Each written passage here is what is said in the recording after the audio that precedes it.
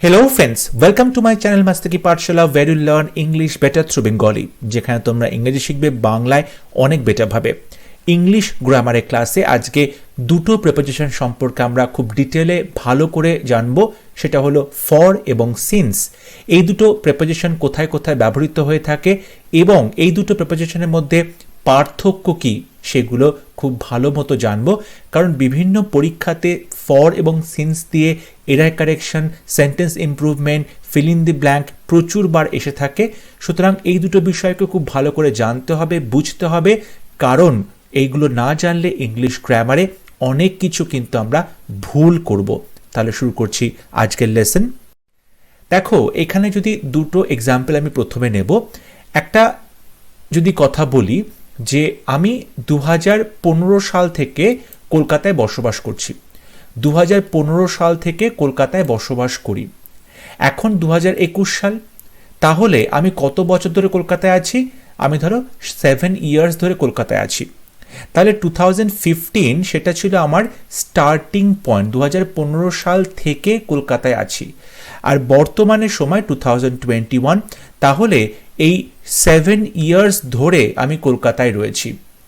এই যে দুটো সময় আমরা এখানে পেলাম, একটা যখন থাকতে শুরু করেছিলাম 2015 সাল, আর কতটা সময় ধরে থাকছি? 7 ইয়ার্স ধরে থাকছি। দুটো সময়, একটা যখন কাজ শুরু হয়েছিল আর একটা যখন যতক্ষণ ধরে কাজটা চলছে। এই দুটো সময়কে আমরা ডিনোট করার জন্য দুটো প্রিপোজিশন ইউজ করি। যখন কোনো স্টার্টিং পয়েন্ট, শুরুর সময়টার কথা বলছি, কবে থেকে শুরু হলো, কখন থেকে শুরু হলো, তখন আমরা সেক্ষেত্রে সিন্স বলবো। আর কতটা সময় ধরে, কতক্ষণ ধরে কাজটা হয়েছে বা চলছে, সেক্ষেত্রে আমরা ফর বোঝাবো, সেক্ষেত্রে আমরা ফর বসাবো। অর্থাৎ যখন কাজটা শুরু করেছিলাম, 2015 সালে কলকাতায় থাকতে শুরু করেছিলাম, অর্থাৎ 2015 থেকে থাকছি কলকাতায়, এই যে স্টার্টিং পয়েন্ট, কোনো নির্দিষ্ট সময় থেকে, তখন আমরা সিন্স বলছি। আর কতটা সময় কলকাতায় রয়েছি? এখনও কিন্তু কলকাতায় রয়েছি আমি। সো 7 বছর ধরে কলকাতায় আছি আমি। সেক্ষেত্রে 7 বছর, এই যে নির্দিষ্ট সময় পিরিয়ড, এই নির্দিষ্ট সময় পিরিয়ডটা বোঝানোর জন্য আমরা ফর ইউজ করে থাকি। I have been living in Kolkata since 2015, 2015 সাল থেকে কলকাতায় আছি। মানে কবে থেকে, এই যে স্টার্টিংটা হচ্ছে, সেই স্টার্টিংয়ের সময়টা, তখন আমরা সিন্স বলবো। আবার যদি বলি I have been living in Kolkata for 7 years, গত 7 বছর ধরে আমি কলকাতায় আছি, কত সময় ধরে কাজটা চলছে সেটা বোঝানো হয়। তাহলে যখন নির্দিষ্ট সময় আমরা বোঝাচ্ছি, সময় থেকে কাজ শুরু হচ্ছে, starting point, at a point of time, তখন আমরা সিন্স বলছি। আবার যখন আমরা ডিউরেশন বোঝাচ্ছি, কতক্ষণ ধরে কাজটা চলছে, ডিউরেশন বোঝাচ্ছি, তখন আমরা ফর বলবো। সো সিন্স আর ফরের যে ব্যবহারটা আশা করি তোমাদের কাছে পরিষ্কার হয়েছে। যখন নির্দিষ্ট সময় থেকে কাজ হচ্ছে, পয়েন্ট অফ টাইম, তখন আমরা সিন্স বলবো। পয়েন্ট অফ টাইম, একটা সময় থেকে, পয়েন্ট অফ টাইম। আর কতক্ষণ ধরে কাজটা চলছে, যে ডিউরেশন, সেটার জন্য আমরা ফর বোঝাবো। ফরের যে ব্যবহার সেটা এবার আমরা একটু ডিটেলে দেখি। ফর বলতে আমরা পিরিয়ড অফ টাইম বোঝাচ্ছি, কোনো নাম্বার বোঝাচ্ছি, টাইমের যে ওয়ার্ডসগুলো আছে সেগুলো বোঝাচ্ছি। যেমন যদি বলি for 1 hour, period of time, for 1 week, for 1 year, এখানে দেখো পার্টিকুলার টাইম পিরিয়ড বোঝাচ্ছি। কিন্তু যদি বলি ফর ইয়ার্স, বছরের পর বছর ধরে, ফর ইয়ার্স, কিংবা ফর এ লং টাইম, অনেকটা সময় ধরে, ফর এ ওয়াইল, বেশ কিছুক্ষণ সময় ধরে, এক্ষেত্রে কিন্তু আমরা কোনো পার্টিকুলার টাইমের কথা বলছি না, কিন্তু একটা টাইম পিরিয়ড রয়েছে। যদি আমি 1 বছর সময় বলি, সেক্ষেত্রে একটা নির্দিষ্ট 1 বছর সময় আমরা বুঝতে পারি, একটা পার্টিকুলার টাইম পিরিয়ড। কিন্তু যদি বলি বছরের পর বছর ধরে, তখন কিন্তু সময় পিরিয়ড তো বোঝায়, কিন্তু নির্দিষ্ট করে কোনো সময় পিরিয়ড বোঝায় না। সো এই দুটো ক্ষেত্রেই আমরা ফর বসাবো। যেমন বললাম, the child has been crying for a very long time, বাচ্চাটা কান্না করে চলেছে for a very long time, বেশ কিছুটা সময় ধরে। দেখো বেশ কিছুটা সময় অবশ্যই নির্দিষ্ট একটা সময় পিরিয়ড, কিন্তু কতটা সময় সেটা কিন্তু এখানে বোঝানো হচ্ছে না, তাই জন্য আমরা এখানে ফর বলবো। যখন পার্টিকুলার টাইম পিরিয়ড হবে তখনও ফর বলবো, যখন পার্টিকুলার টাইম পিরিয়ড হবে না তখনও ফর বলবো, শুধু সেখানে একটা টাইমের পিরিয়ড থাকতে হবে, কিছুক্ষণ ধরে কাজ চলা, কিছু দিন ধরে, কিছু সময় ধরে কাজ চলা, সেইটা থাকতে হবে। Next example, the boy has been missing for a while. The boy has been missing for a while, বাচ্চাটাকে বেশ কিছুক্ষণ ধরে পাওয়া যাচ্ছে না। The boy has been missing for a while, কিছুক্ষণ ধরে বাচ্চাটাকে পাওয়া যাচ্ছে না।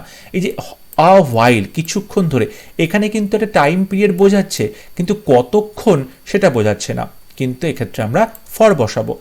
She has been dancing for last 2 hours। She has been dancing for last 2 hours, গত 2 ঘন্টা ধরে সে নাচ করে চলেছে। দেখো অতীতকালে একটা কাজ শুরু করেছিল, তারপর সেই কাজটা এখনও চলছে, সেই কাজটা বর্তমানেও চলছে, সেক্ষেত্রে আমরা কিন্তু এই ফর বলছি। Next example, it has been raining for last 3 days। গত 3 দিন ধরে বৃষ্টি হয়ে চলেছে। So it has been raining for last 3 days।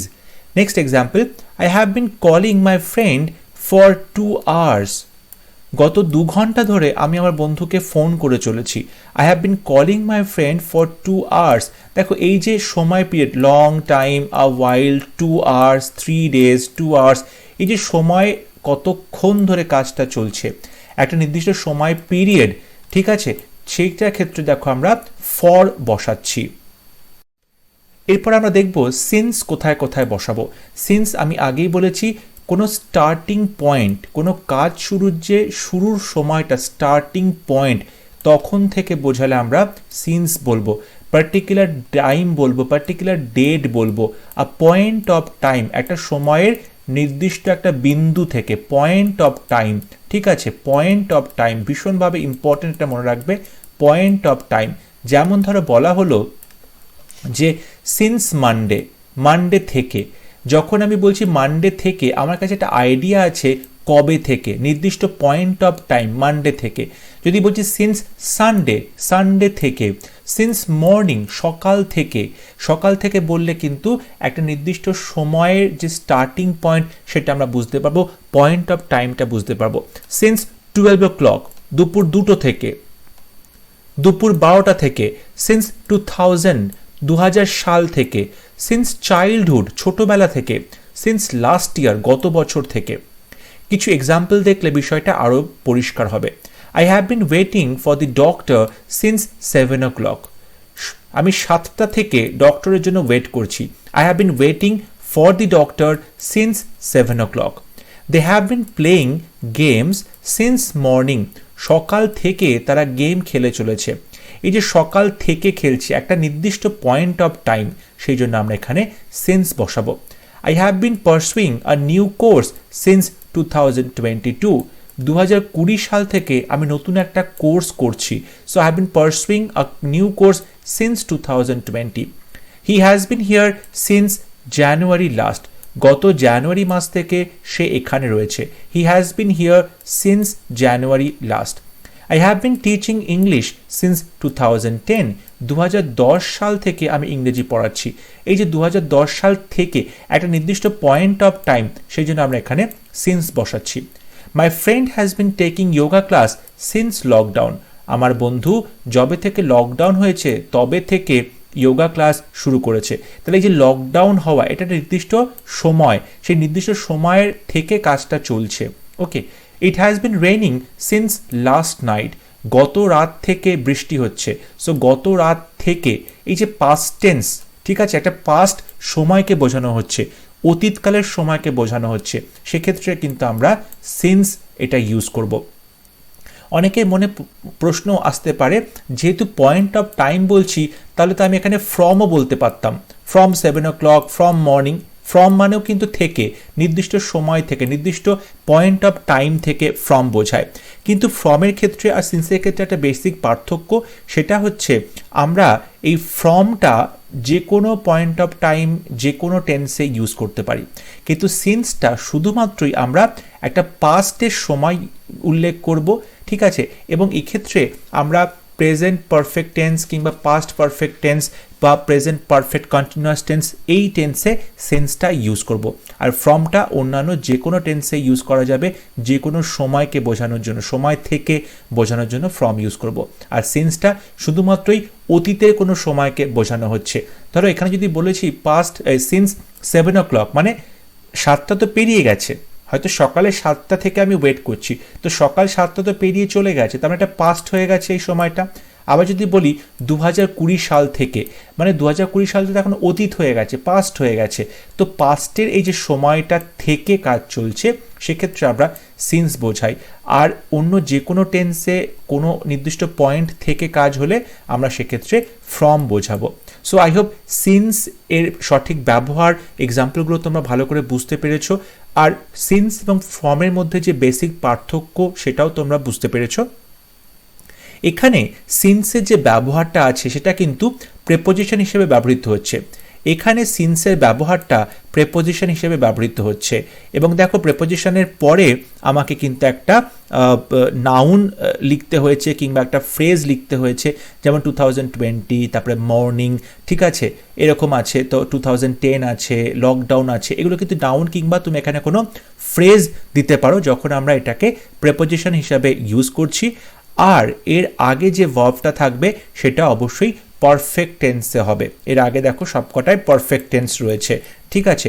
So এইখানে আমরা সিন্সের ব্যবহারটা প্রেপোজিশন হিসাবে করেছি। অনেক সময় সিন্সের ব্যবহারটা কনজাংশন হিসেবেও কিন্তু ব্যবহৃত হয়, কনজাংশন হিসেবেও ব্যবহৃত হয় যখন বোঝানো হয় যখন কিছু হয়েছিল সেই সময় থেকে। যেমন I have been ill since you saw me first. যবে থেকে তুমি আমাকে লাস্ট দেখেছিলে, যখন তুমি আমাকে লাস্ট দেখেছিলে তারপর থেকে আমি অসুস্থ আছি। তো যখন কিছু হয়েছিল মানে তুমি আমাকে লাস্ট দেখেছিলে সেই সময় থেকে, সেই তখন থেকে আমি অসুস্থ, এক্ষেত্রেও কিন্তু আমরা সিন্স বলবো, এবং এখানে সিন্সটা কনজাংশন হিসেবে ব্যবহৃত হচ্ছে। It is a month since I saw you last. 1 মাস হয়ে গেছে লাস্ট আমি যবে থেকে তোমাকে দেখেছিলাম। তো যখন আমি তোমাকে লাস্ট দেখেছিলাম তারপর থেকে 1 মাস হয়ে গেছে। এখানেও দেখো যখন কিছু হয়েছিল, যখন আমি তোমাকে লাস্ট দেখেছিলাম তারপর থেকে 1 মাস হয়ে গেছে, সেই সময় থেকে, সেই জন্য আমরা এখানে সিন্স বলছি। এবং সিন্সটা আমরা কিভাবে এখানে ইউজ করবো কনজাংশন হিসাবে, প্রথমে ক্লজ থাকবে, সেই ক্লজটা সিম্পল প্রেজেন্ট টেন্স কিংবা প্রেজেন্ট পারফেক্ট টেন্সে থাকছে, তারপর আমরা সিন্স বসাচ্ছি এবং তারপর একটা ক্লজ থাকবে যেটা সিম্পল পাস্ট টেন্সে থাকবে। যেমন আই হ্যাভ বিন ইল, এখানে কিন্তু আমরা প্রেজেন্ট পারফেক্ট টেন্স ইউজ করছি, আই হ্যাভ বিন ইল। তারপরে দেখো সিন্স বসাচ্ছি এবং তারপরে you saw me last, you saw me last, এখানে আমরা সিম্পল পাস্ট টেন্স ইউজ করছি। নেক্সট এক্সাম্পলে দেখো ইট ইজ আ মান্থ, মানে এখানে সিম্পল প্রেজেন্ট টেন্স আছে, তারপর সিন্স বসিয়েছি, তারপরে আই স ইউ লাস্ট, এখানে সিম্পল পাস্ট টেন্স বসিয়েছি। অনেক সময় সিন্স অ্যান্ড আগো এই দুটোর মধ্যে একটা কনফিউশন হয়ে থাকে, যদিও দুটো মানে কিন্তু একই। He last came here 5 years ago, ago মানে আগে, পূর্বে। He last came here 5 years ago, সে এখানে এসেছিল লাস্ট 5 বছর আগে। এই সেন্টেন্সটাকে যদি আমি সিন্স দিয়ে বলবো, কিভাবে বলবো? ইট is 5 years since he came last, it is 5 years since he came here last। এখানে দেখো সিম্পল প্রেজেন্ট টেন্স ইউজ করেছি, তারপর সিন্স বসিয়েছি, তারপরে কেম হিয়ার লাস্ট মানে সিম্পল পাস্ট টেন্স বসিয়েছি। সো সিন্স এবং আগো দুটোর মানে একই, শুধু এটাকে যখন আমরা সেন্টেন্সে বসাচ্ছি তখন আমাদেরকে কেয়ারফুলি বসাতে হবে। He last came here for 5 years ago মানে পূর্বে, আর it is 5 years since he came here last।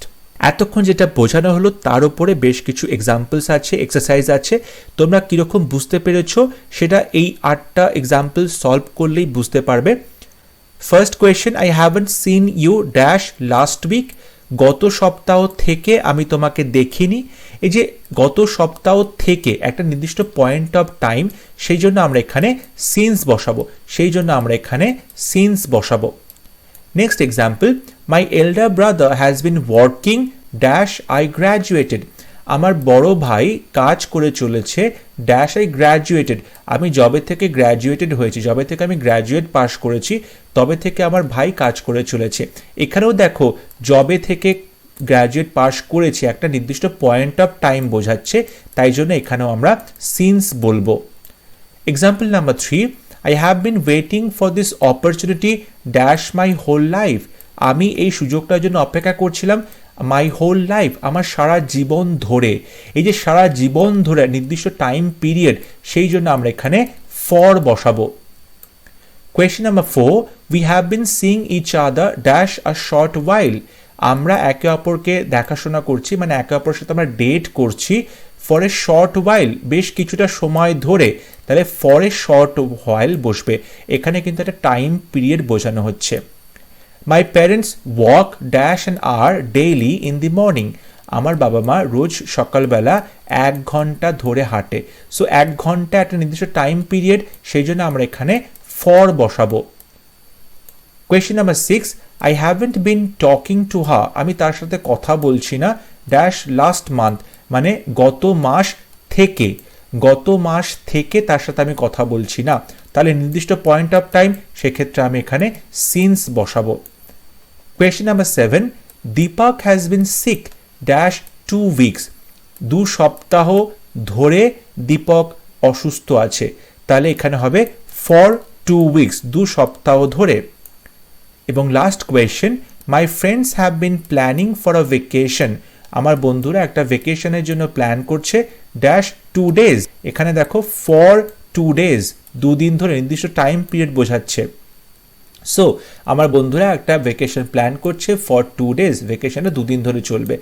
So I hope এই সিন্স এবং ফরের যে ব্যবহার সেটা তোমাদের কাছে পরিষ্কার হয়েছে এবং পরীক্ষাতে কোনো রকম কোনো প্রবলেম হবে না।